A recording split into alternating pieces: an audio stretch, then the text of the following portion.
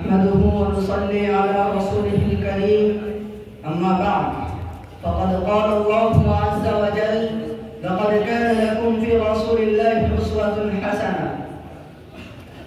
جہاں میں کتنے رسول آئے نہ آیا کوئی عظیم تم سا، فہیم تم سا، علیم تم سا، نعیم تم سا، حکیم تم سا. ہزار ڈھونڈا تمام دیکھا کسی نے لیکن کہیں نہ پایا.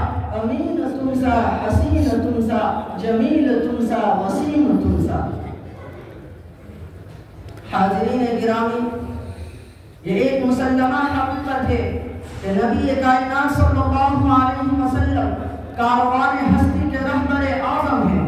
آپ صلی اللہ علیہ وسلم نے اس خطے میں مبعوث ہو کر انسانیت نوازی کا پیغام سنایا جو ظلم و تشدد کا مرکز تھا، جہاں انسانوں کا خون پانی کی طرح بہایا جا رہا تھا. نفرت، انتقام اور وحشت و بربریت کی تاریک آندھیاں چل رہی تھی. شراب و کباب کی ایسی محفلیں قائم تھی جہاں ڈھول، تاشے اور سارنگی کی آوازیں سناٹوں کو چیر کر خاموشی کا منہ بوجھ رہی تھی. شیرخوار بچیوں اور معصوم دوشیزاؤں کو صرف لڑکی ہونے کے پاداش میں سینکڑوں من مٹی کے نیچے دبا دینا جہالت کی تاریکی میں ڈوبے ہوئے انسانوں کا شب و روز مشغلہ بن گیا تھا. زنا کو ایک سامان تفریح سمجھ کر زندگی کا دوسرے لائن تک شمار کرنا اور عیش و عشرت، تن آسانی اور نفس پروری ہی وہاں کی تہذیب کا اصل عنصر تھا. ڈاکہ زمین کے ماروں کو سینہ پھلا کر کھانا اور یتیموں کی بے بسی پر قلقلیں لگانا ایک ایسی چیز تھی جس میں پورا معاشرہ گھرا ہوا تھا. ظلمت و گمراہی کی انتہا یہ تھی کہ روئے زمین کا سب سے مقدس خطہ خانہ کعبہ سراپا پختہ بنا ہوا تھا، جہاں ہزاروں انسان اپنے ہاتھوں سے تراشے ہوئے بے حس و حرکت پتھروں کے سامنے سر پر سجود ہو رہے تھے.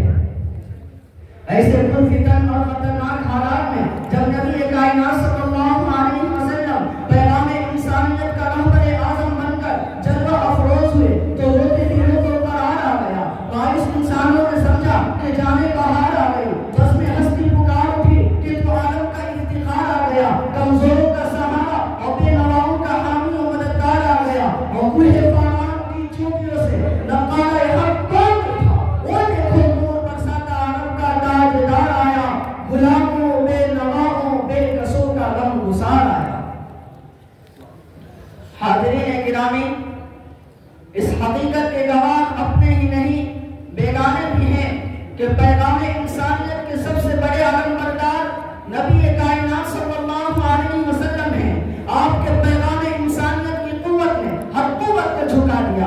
آپ کی انقلابی تعلیمات نے دنیا کا نظام بدل ڈالا. اپنی مظلومیت پر ماتم کنا بنت حوا کے سر پر عزت و سرفرازی کا تاج رکھا اور رنگ و نسل کی تفریق مٹا کر تہذیب انسانیت کی بنیاد ڈالی. ذرا بتائیے تو صحیح کہ مذہبی اداروں میں شخصیت پرستی کے بجائے خدا پرستی کس نے قائم کی؟ اعتقادیات کو توہمات کے بجائے حق کی بنیاد کس نے عطا کی؟ سائنس میں فطرت کی پرستش کے بجائے فطرت کو مسخر کرنے کا سبق کس نے دیا؟ سیاسیات میں نسلی شاہیت کے بجائے عوامی حکومت کا راستہ کس نے دکھلایا؟ علم کی دنیا میں خیال آرائی کے بجائے حقیقت نگاری کی بنیاد کس نے ڈالی؟ سماج کی تنظیم کے لیے ظلم کے بجائے عدل کی اساس کس نے فراہم کی؟ جواب یہ ہے کہ یہ تمام چیزیں انسانیت کو پیغمبر کائنات سے ملی. سامعین کرام، ایک زندہ قوم ہونے کے ناطے ہمارا فرض یہ ہے کہ انسانیت کے نام، انسانیت کے محسن اعظم کا جو پیغام ہے اس پیغام کی تئیں ہم غفلت کا شکار نہ ہو. اگر ایماندارانہ طور پر ہم جائزہ لیں تو ہمیں شرمندگی کے ساتھ اعتراف کرنا پڑے گا کہ ہم نے پیغمبر اسلام کے انقلابی تعلیمات کو دنیا تک نہیں پہنچایا. اگر ہم نے یہ فریضہ ادا کیا ہوتا تو آج تعلیمی، تاریخی، سماجی اور سیاسی مباحثوں کا موضوع Martin Luther King, Nelson Mandela, Karl Marx Martin Luther King اور نیلسن منڈیلا خدمات کو یاد کیا جاتا ہے، لیکن یہ فراموش کر دیا جاتا ہے کہ پیغمبر اسلام تاریخ کی وہ سب سے پہلی شخصیت ہے جس نے نسل پرستی کا خاتمہ کیا. وہ ہمارے نبی تھے جنہوں نے فتح مکہ کے موقع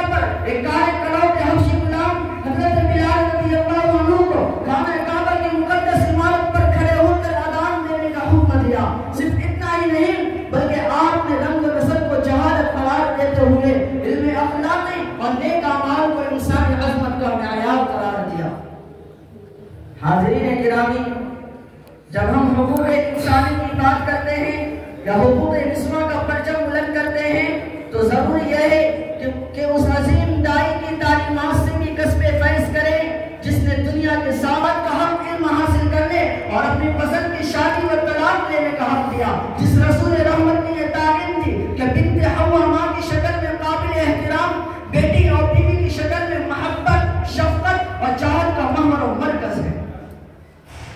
میرے نبی نے زندگی کے ہر موڑ پر پیغام انسانیت کے پھول کھلائے، مکہ کے عام شہری کی حیثیت سے، مدینے کے دار اعلیٰ کی حیثیت سے، غزوات کے فاتح اور دشمن کشا کی حیثیت سے ہر مقام پر پیغام انسانیت کی نوید دیتے نظر آتے ہیں۔ ہجرت سے قبل آپ مکہ میں تھے تو آپ کے جانساروں کی تعداد سینکڑوں میں تھی، مگر آپ نے کہیں بھی قتل و غارت گیری کی مثال قائم نہیں کی۔ آپ کے راستے میں کانٹے بچھائے گئے مگر آپ جنت کے پھولوں کی بشارت دیتے رہے۔ آپ کے چہرے یاسین پر غلالت پھینکی گئی مگر دشمنوں کے حق میں دعا کرتے رہے۔ آپ پر پتھروں کی بارش برسائی گئی مگر آپ کے لبہائے جانواز گناہگاروں کے لیے دعا کے جواہی لٹاتے رہے۔ آپ نے خون کے پیاسوں کو ابائے اور جان کے دشمنوں کو دعائیں دی۔ حاضرین گرامی، میرے آقا صلی اللہ علیہ وسلم مدینہ تشریف لائے تو یہود و نصارہ کے ساتھ امن و سلامتی اور بقا باہمی کا معاہدہ کر لیا۔ طاقت بڑھی تو بزور شمشیر طاقت منوانے کی کوشش نہیں کی، تلوار اٹھائی تو اہل ایمان کی نصرت اور مظلوموں کی حمایت میں اس عزم کے ساتھ کہ وقت کی کوٹھی جلوہ لینے والے قیصر و کسریٰ کا خاتمہ کر دیا جائے تاکہ امن و سلامتی کے لیے ترسنے والے سکون کا سانس لے سکے۔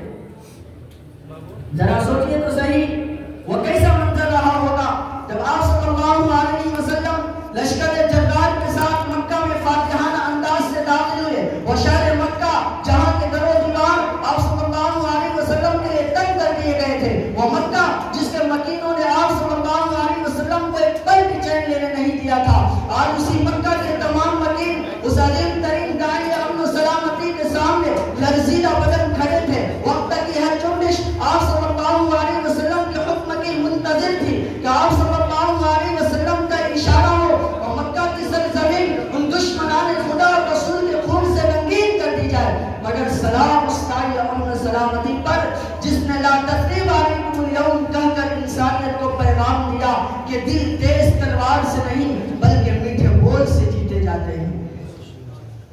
لاکھوں درود و سلام اس رہبر اعظم پر جس کا انقلابی پیغام مادیت کی تاریکیت میں بھٹکنے والوں کو یہ میسج دے رہا ہے کہ دہر کو سیرت سرکار سکھا دی جائے، سنگباری جو کرے کوئی دعا دی جائے، روشنی سیرت سلطان حرم سے لے کر قلب کو حلم نگاہوں کو ضیاء دی جائے۔ وہاں علیہ البلاغ۔